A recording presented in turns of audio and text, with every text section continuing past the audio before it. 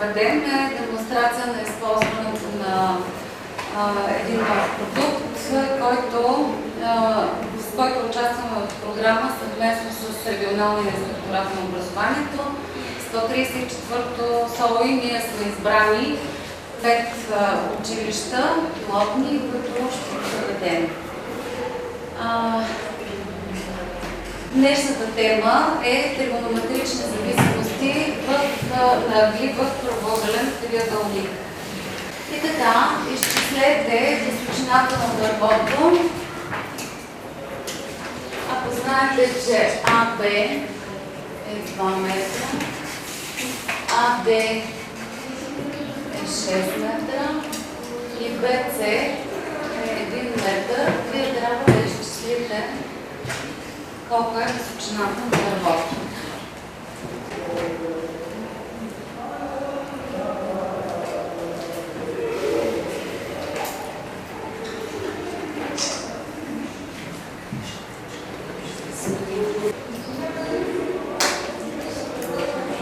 Малко обратно майко снимахме. Снимаме друго.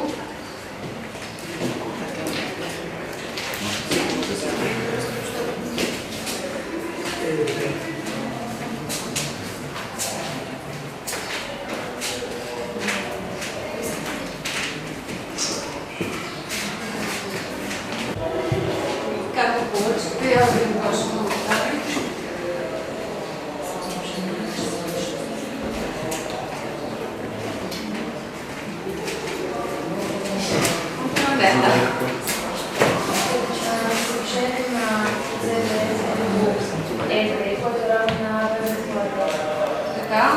Защо е това отношение равно на CB към ED, както AB към AD?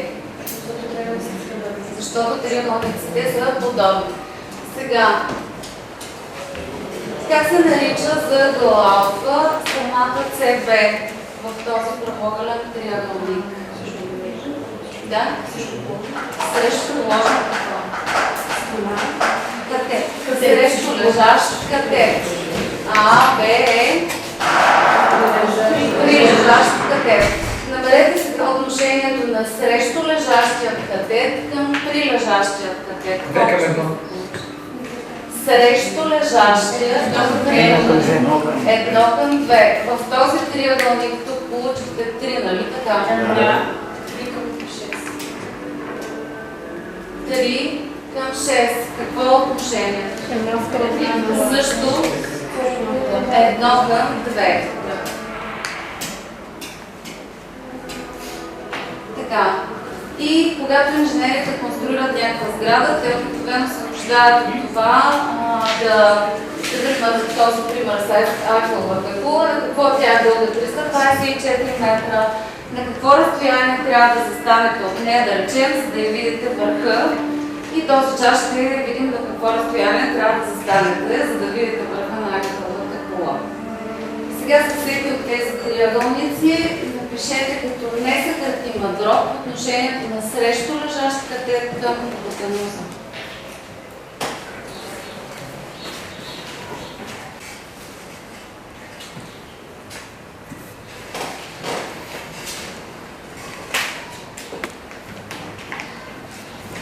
Добре.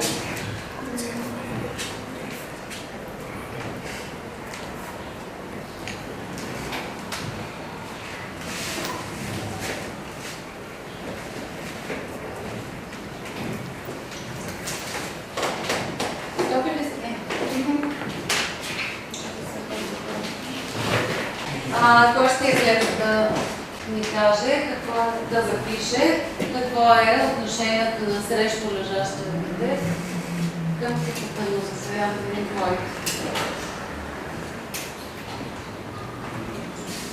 Няма.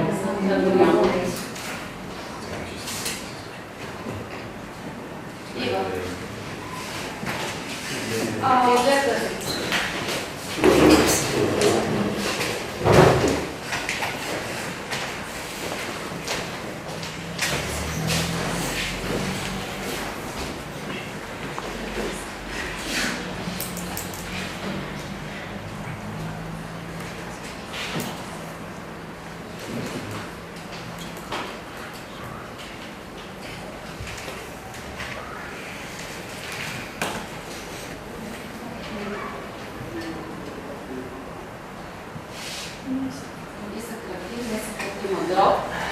колко?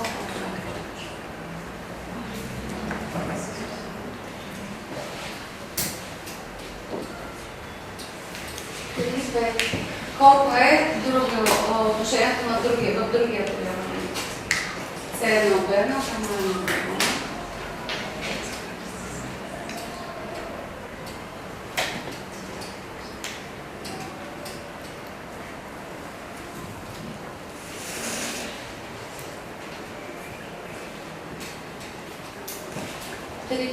Какво забелязвате? Кое е еднакво, да?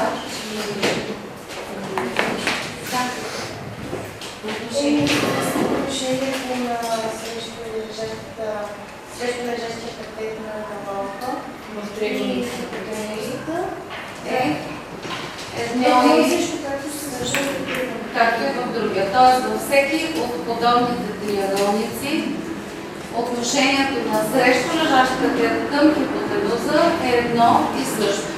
Това отношение се нарича синус на ъгъла и повтарям отношението на срещу лежащ катет, за това съм записала с друг цвят към хипотенуза е синус. Как ще го помня? Срещу лежащ започва с С и синус започва с С и така ще го запомня. Сега ще ви изпратя този слайд на таблетите. Напишете ги на какво е равно синуса на бета.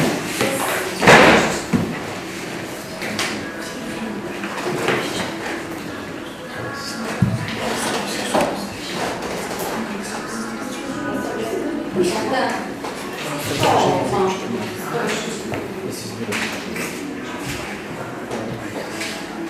Синуса на бета, след това синуса на алфа.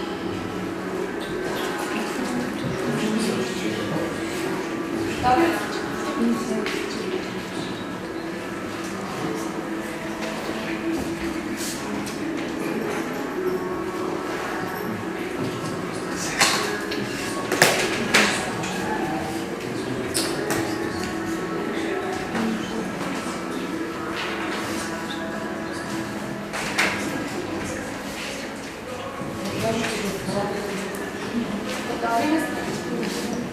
Един ли е изпратен?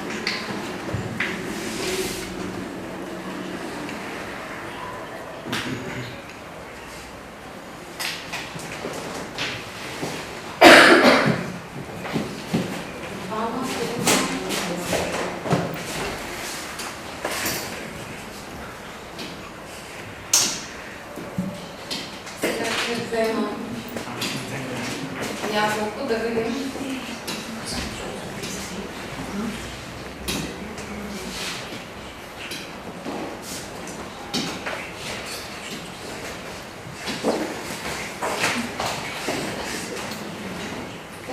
Синуса на Деля е записала МП върху МН е синуса на бета и ПН върху МН е синуса на алфа. Тук е записано синуса на бета е 8 синуса на алфа е 6 десети, 4 пети, 3 пети, тук синуса е 8, на бета синуса на алфа е 6. Колко от отговорите са верни и има ли грешен? Да? Само един отговор. Само един отговор е верен. Кой е той? На Алекс. На кой? На Алекс. На 25. На Алекс. Други мнения, да? Само един е грешен и той е кой? На Елия, защото Елия какво е синус на ъгъл алфа или бета, отношението на какво? Да? На срещу лежащия катет към хипотенузата е синуса. Значи срещу бета, кой е катета? Елия. Срещу бета катета е кой? МП. Коя е хипотенузата? МН, значи тя трябва да разделиш. Така. По същия начин отношението в подобните триъгълници на прилежащия катет към хипотенузата е едно и също, и това отношение се нарича косинус алфа. Косинус алфа е отношението, не пишете, е отношението на прилежащ катет към хипотенуза. Значи в синус и в косинус участват кои елементи в правоъгълния триъгълник? Един катет и хипотенузата. Запишете отново на таблетите, пак ще ви го изпратя, колко е косинус алфа и косинус бета.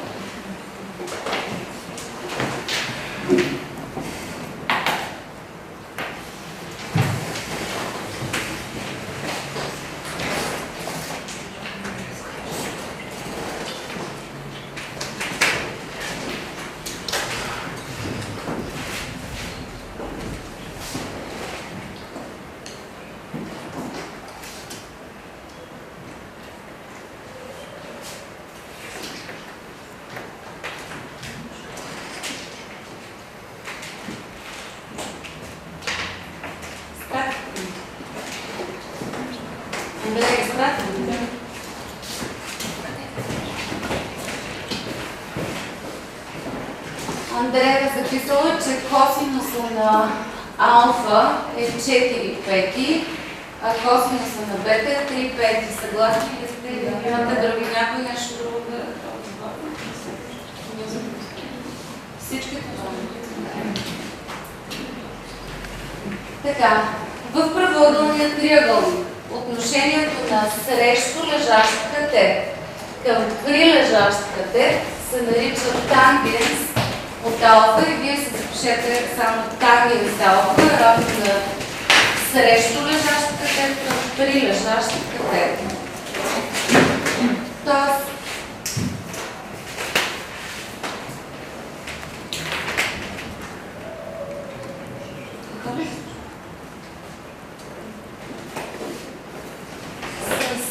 сега с буквите на чертежа, той ще ви каже на какво ще бъде равен тангенс на ъгъл алфа.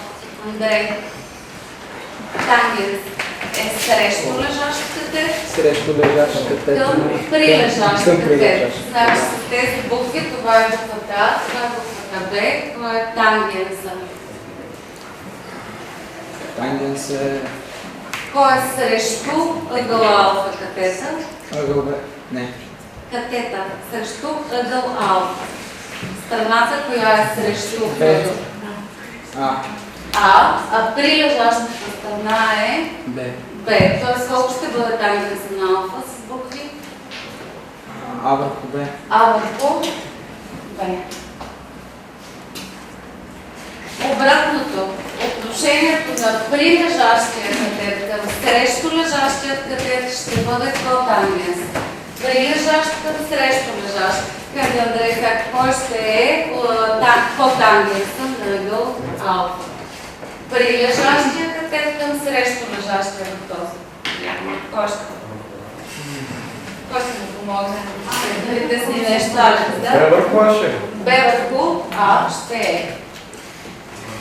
И така, отношенията на страните в правоъгълния триъгълник, съответно срещу лежащ катет към хипотенуза, прилежащ катет към хипотенуза, срещу лежащ катет към прилежащ и обратно, се наричат тригонометрични функции на аглите в правоъгълния триъгълник. Тъй като синус беше какво? Не беше, още си е. Какво е синусът? Отношението на какво? Срещу лежащия катет и Така, катета е винаги по-малък от хипотенузата в правоъгълния триъгълник, откъдето следвам, че синуса винаги ще бъде по-малък от колко? От единица. Същото се отнася и за косинуса. Вярно ли ще е това за тангенса и котангенса? Тангенса са срещу лежащ катет към прилежащ и обратно. Вярно ли ще е това, че той ще бъде тангенс и котангенс по-малък от единица? Не, може да е по-голям, може да е какъв. По-малък, т.е. синус и косинус се намират между 0 И единица е една картинка за данните, как да запомнят тригонометричните функции. А сега вие, аз ще ви изпратя този слайд. Намерете тригонометричните функции на 30 градуса. Кои да припомним за тригонометричните функции, преди да го намерите? Кой ще ви ги припомни? Ефтимиус, кои са? Значи тангенс на Тангенс, още, котангенс, още, синус и косинус. синус и косинус. Значи синус, косинус, тангенс и котангенс се наричат тригонометрични функции на общия табъл. Напишете ми колко ще е синуса, хайде първо. Синуса на 30 градуса.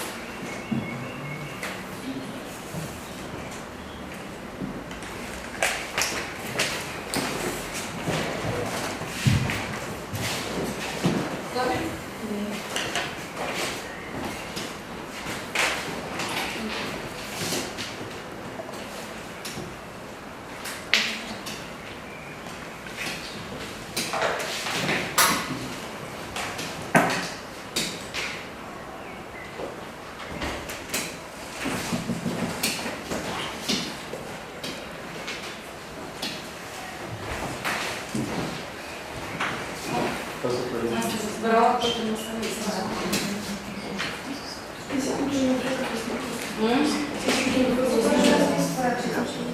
Кой? Михайла е.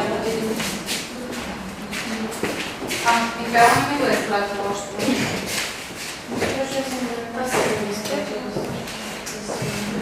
Виж надолу.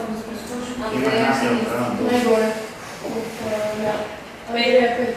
Началото на чакай.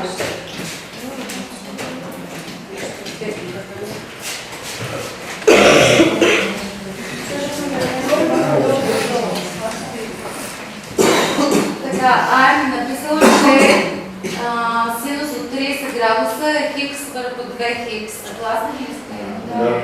Не. Защо? Не е довършено. Една точка. Не е довършено, защото трябва тук какво да направим? Да съкратим и става, че синуса на 30 градуса е 1/2. Сега напишете, ще ви изпратя отново този слайд. Напишете ми косинус. Колко ще ми е? Може да се справи това, което ви е. Да. Пишете ли колко ще ми е? Колко ще е косинус на 30 градуса?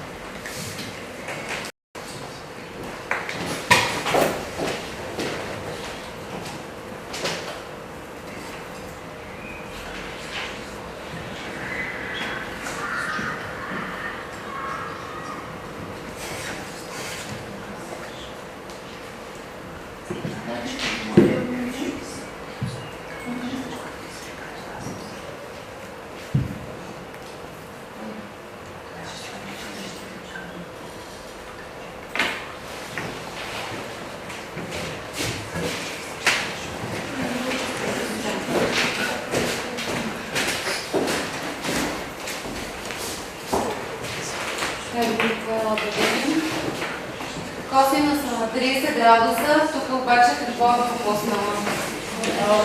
Косинус от какво трябва да е? Косинус от 30 градуса. Значи косинус само не съществува. Трябва да имате косинус от какво? От ъгъл някакъв е корен от 3 върху 2. Така. Сега за домашно ще имате да си направите тригонометричните функции на ъгъл от 60 и 45 се запишете. А след това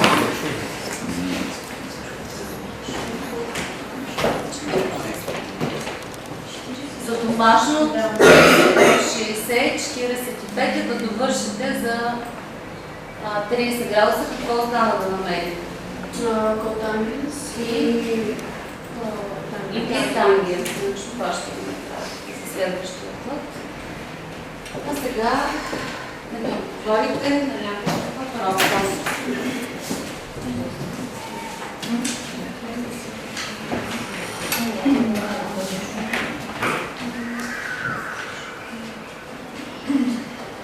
Получавате ли ги страницата? Да.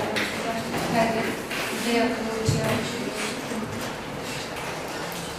косинус на ъгъл в правоъгълен триъгълник е отношението между първо срещу лежащ катет към хипотенуза, второ при лежащ катет към хипотенуза и трето при лежащ катет към срещу лежащ катет.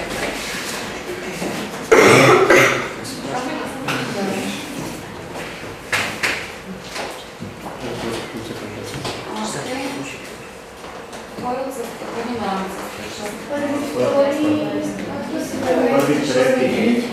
Първи, трети отсъстват. И кой е? 16. Всички ли са ми изправени? 20 тук ли? Не. Така, броят на верните отговори е доста добър. Постижение, да ги видим като графиката. Колко процента са сгрешили? 15%, което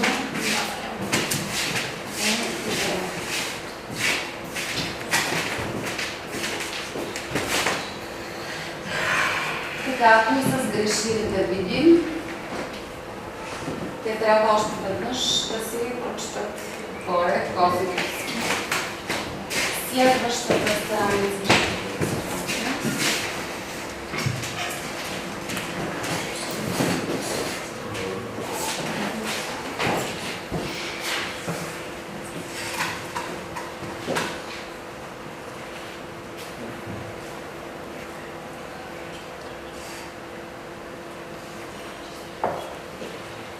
Тангенс е срещу лежащата при лежащата катет, срещу лежащата хипотенуза или при лежащата хипотенуза. А към срещу лежащата.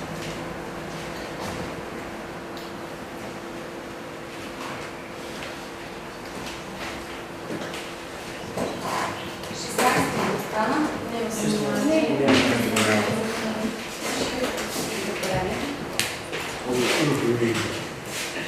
Четвърти, седми и 18. Какво сте написали? Четвърти кода. Да? Аз. Си написал? Какво? При лежащ катет към срещу лежащ. А то е? Срещу лежащ катет. Срещу лежащ към при лежащ. Следващо синус на долу.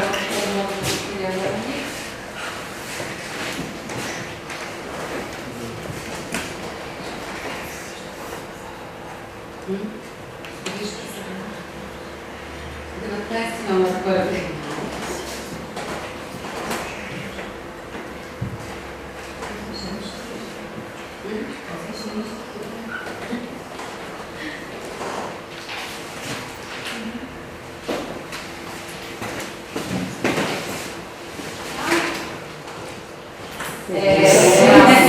Браво. Тук сте, ето това, 100%. Така, следващия коптангенс на правоъгълен триъгълник.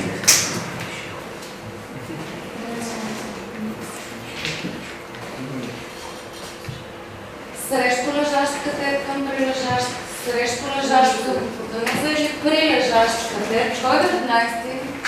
Винаги е първи.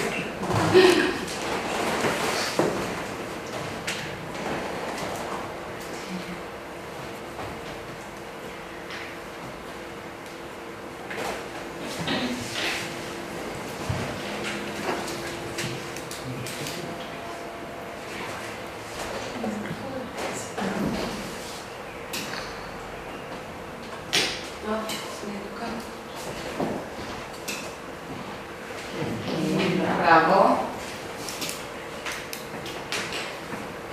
Следващия въпрос остър ъгъл е вярно, че е между 0 и единица. Да или не?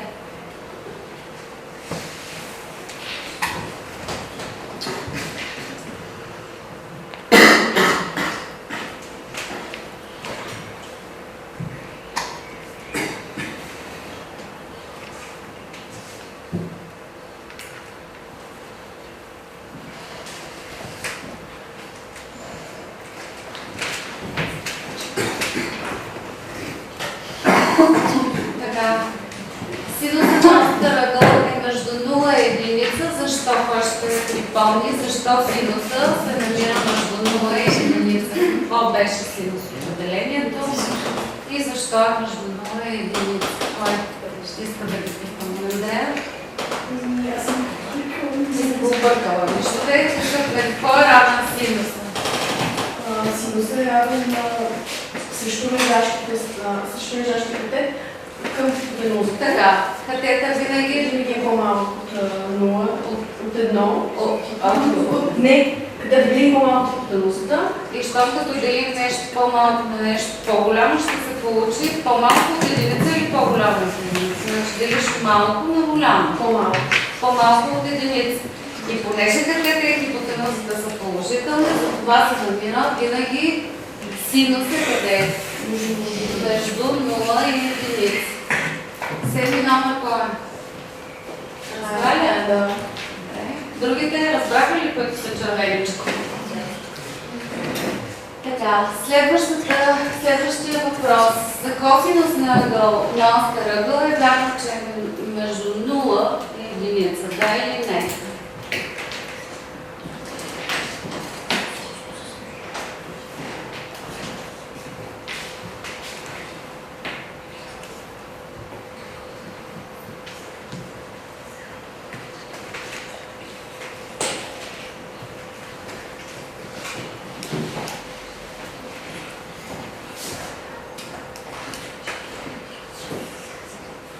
Така. Кажи сега, какво е косинус? Косинус е прилежащи катет към хипотенузата. Така, прилежаща катета винаги е Е какъв по-малък. И значи косинуса Трябва да е между 0 и 1. 0 и 1. Спомня ли го вече? Да. До края на живота си предполагам. Следващия въпрос. За тангенс на остър ъгъл е вярно, че е между 0 и единица.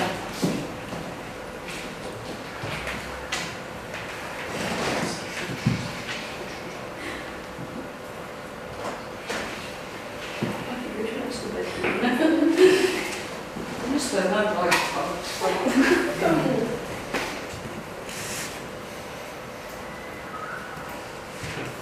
Чакаме още едно.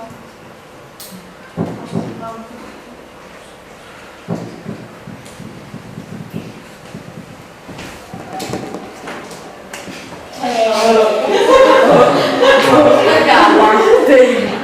Сега да видим какво. Тук имате 100%. Какво е тангенс на ъгъла? Ефтиност какво е тангенс на ъгъла? Срещу лежащ Към към прилежащ. прилежащата катета. Да. За да бъде по-малък от единица, то трябва винаги срещу лежащия катет да бъде по-малък от прилежащия, нали така? Да. Ами ако намерите на другия ъгъл тангенса, какво ще бъде? Например, ето сега.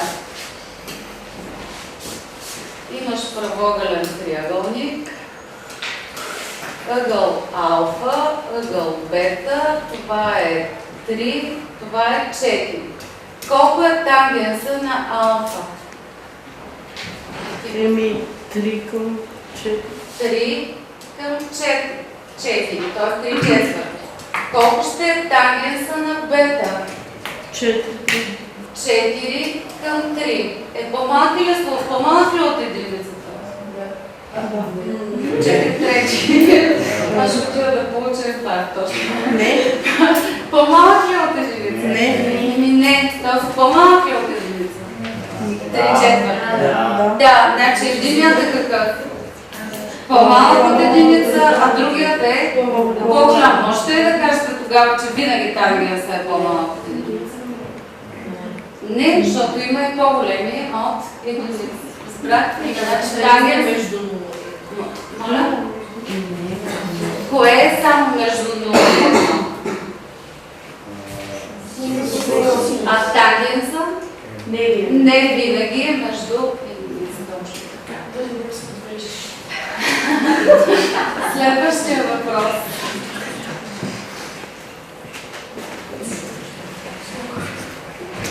За котангенс на остър ъгъл е вярно, че е между 0 и единица.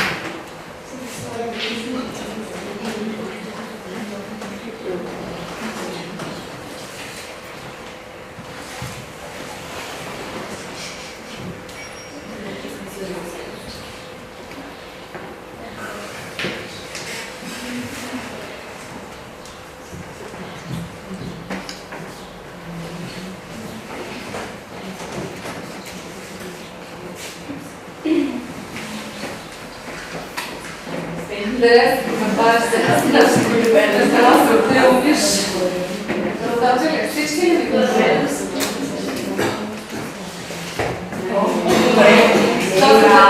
Добре. 13 Немо, защо смяташ, че котангенса ще е по-малък от единица? Какво е котангенс? Тоест? Първоъгълният триъгълник и какво е котангенс? Отношението на кое? Срещу лежащ към прилежащ е тангенс, а котангенс е прилежащ към срещу лежащ. Кога ще бъде котангенса по-малък от единица? Когато прилежащия е винаги по-малък от срещу лежащия. Това така ли е? Винаги прилежащия катет е по-малък или от срещу лежащия във всеки правоъгълен триъгълник? Не. И значи котангенса ще бъде ли по-малък? Винаги. Той може някога да е по-малък, но винаги ще бъде ли? Не винаги. Така.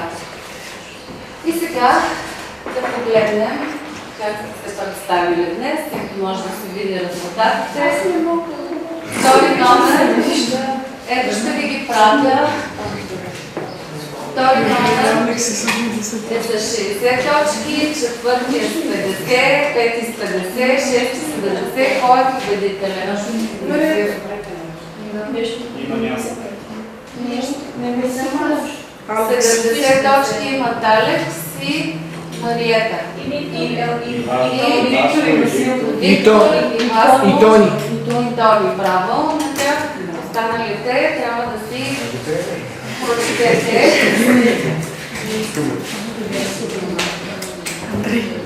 Сега, понеже сме с гости, накрая ще ви пратя по един бял лист и пишете който каквото иска.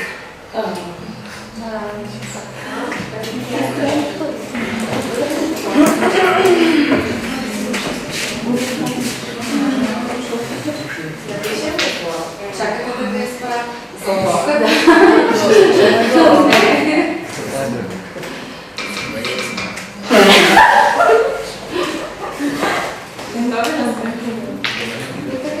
Какво направи?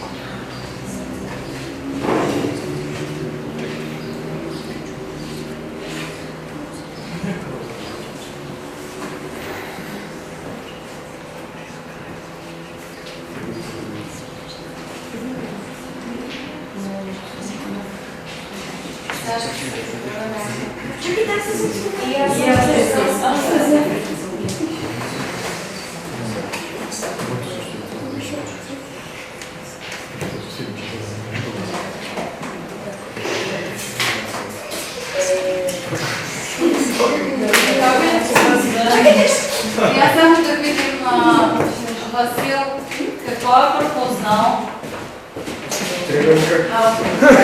Какво е пропуснал? Ъгъла, защото трябва да пише какво. Синус, някакъв ъгъл, алфа, бета, гама, какво е. Сега това го вижда, да си вижда горе.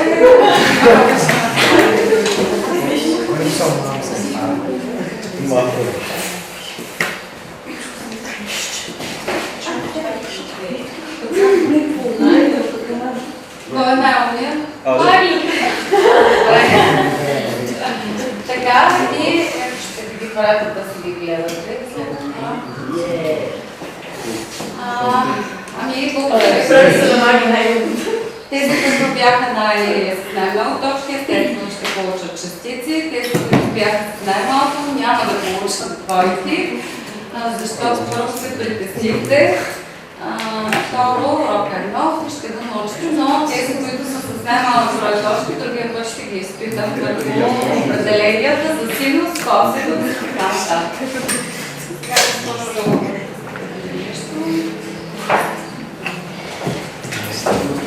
Не знам вие как се чувствате, но аз принцип не съм много добра по математика. Те така. Предполагам, видях, че се затрудняват някои деца. Това, което е различното в този урок в сравнение с това, когато аз бях ученичка, когато учителя начертая на дъската задачата, трябваше ние всички да пречертаваме. Проблемът беше много голям, защото или не си носим линия, или съответно нямаме моливчета, чертаем с химикали, учителите се карат. И сега вече разбирам, че с използването на този продукт всичко това е много по-улеснено. Вие получавате готово задачата, задачите са много, има динамика на часа, което не се случваше в моите ученически години.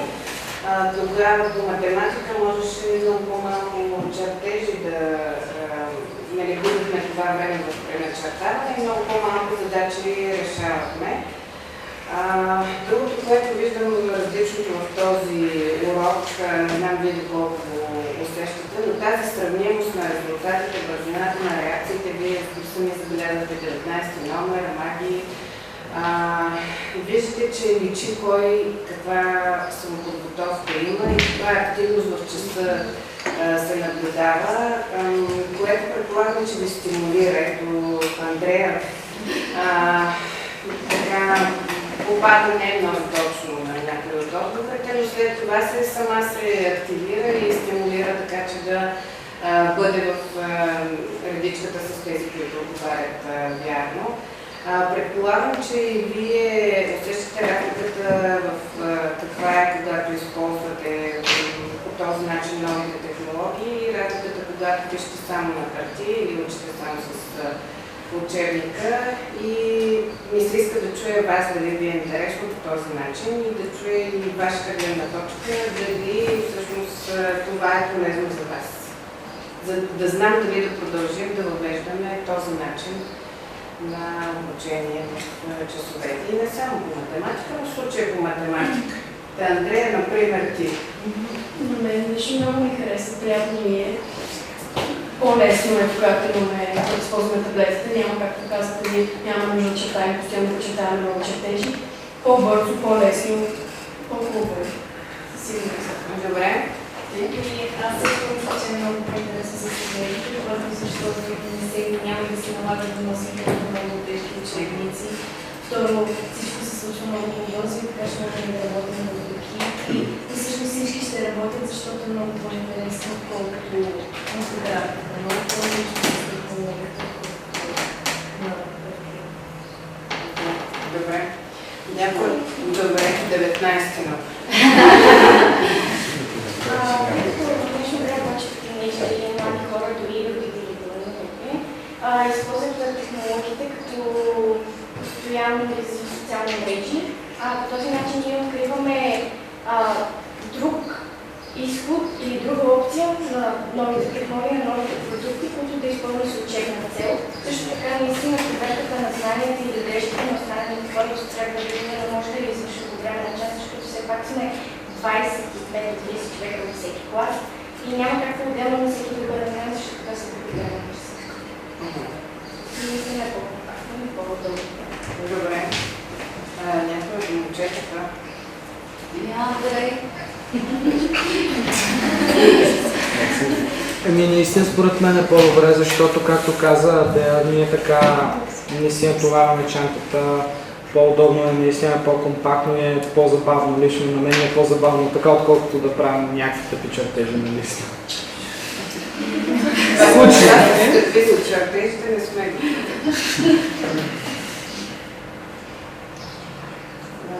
Вие бихте ли извън часовете, тя сама подсказа, че виждате нов начин на използване на новите технологии.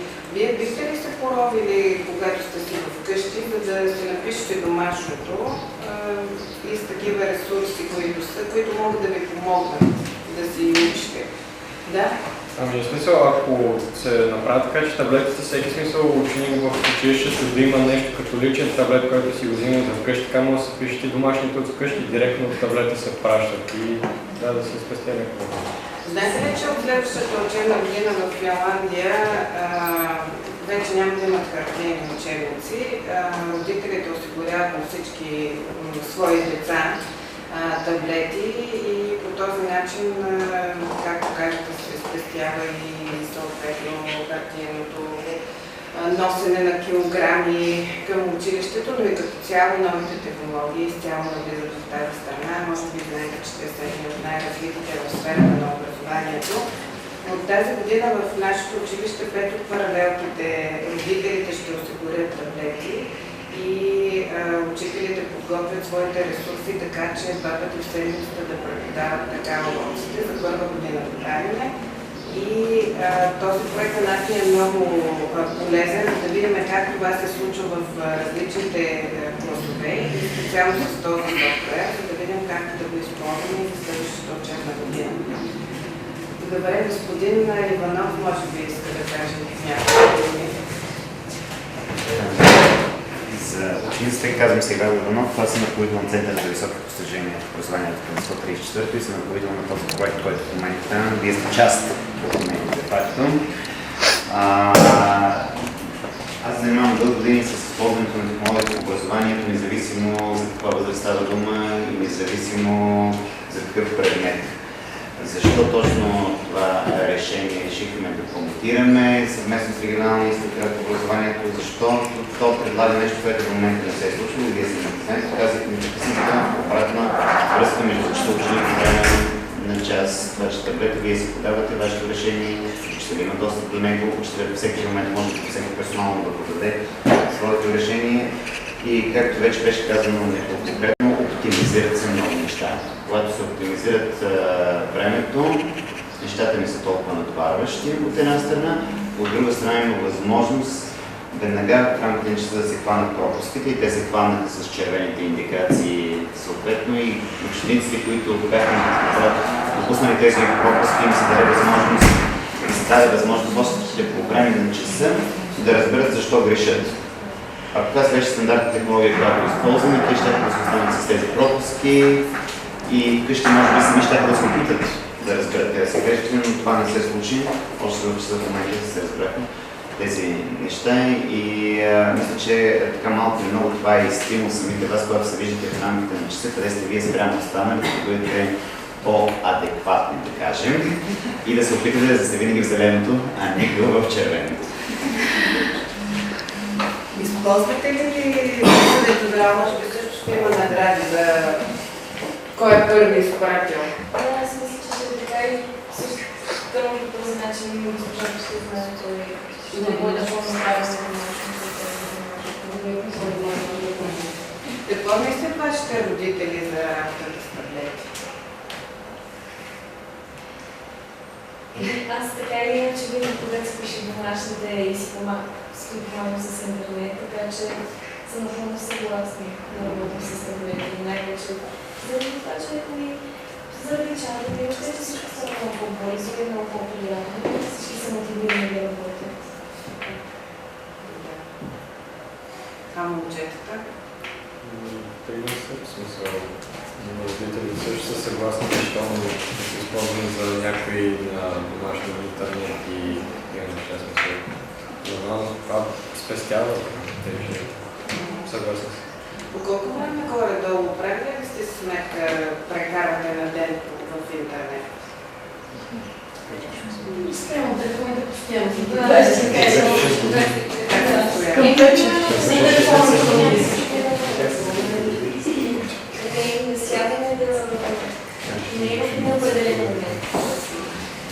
Очаква ли се по някои други предмети пак да учим с таблети, примерно история, български?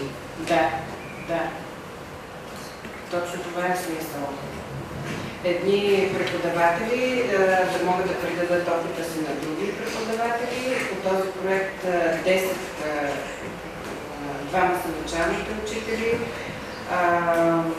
Госпожа Василева също участва и като цяло можете да използвате, зависи кои преподаватели да преподават на вас. Господин по история, но тук бих искала да кажа, че госпожа Менкова, тя ви преподава, също отдавна работи с интерактивна дъска и използва тези методи, новите технологии и време да премине и тя към работа с таблети. Но не знам, например, вие колко от вас имате мини лаптопи или таблети? Разказах преди малко за второ училище в 73-то училище. Колко сте добри и колко сте успешни и как добре се работи с вас, защото за мен работата с учениците винаги е била, както се казва, черешката на тортата, най-хубавото нещо в професията. Дейността, която носи удовлетворение на всеки един преподавател и дейността, която остава всъщност крайна следа. Може ли седнете? че това, което сте видяли ви е харесало, може да се справите. Добре. Госпожа Лидия Гаврилова съм убедена, че тя ще се справи. Както и всички останали колеги, защото просто тук имате щастието да попаднете на изключително добри учители. А всъщност най-ценното за всеки ученик е да има добър учител. А пък най-ценното за всеки учител е учениците да стават по-добри от него. Така че аз ви пожелавам сега прекрасно лято. До година ще започнете вероятно да работите с таблетите, но пък ето ще знаете какво предизвикателство ви очаква. То това е интересното в живота и това го прави интересен. Денят да бъде различен всеки ден, да не говорим за годините. Всяка следваща, която идва, да бъде по-интересна от предишната. Така че ви пожелавам прекрасно лято, успешно финализиране на годината, защото все пак днес е 20 юни, имате цели 10 дни, които могат да се случват много неща за 10 дни. И съответно на есен отново да се върнете тук с прекрасни преживявания, много заредени, много вдъхновени, открили себе си, защото сега откривате себе си, за да знаете какво бихте искали да направите. Знаете какво бихте искали да направите, всъщност моите колеги учителите са винаги до вас и ще ви помогнат това да се случи. Всичко добро ви желая!